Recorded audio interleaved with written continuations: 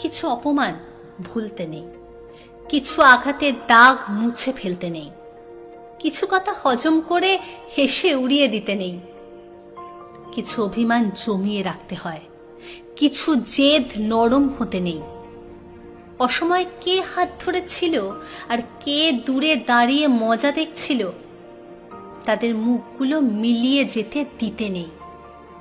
কে ব্যস্ততার অজুহাতে যোগাযোগ বন্ধ করলো আর কে শত ব্যস্ততাতেও সময় বের করে খোঁজ রাখলো, মনে রাখতে হয়।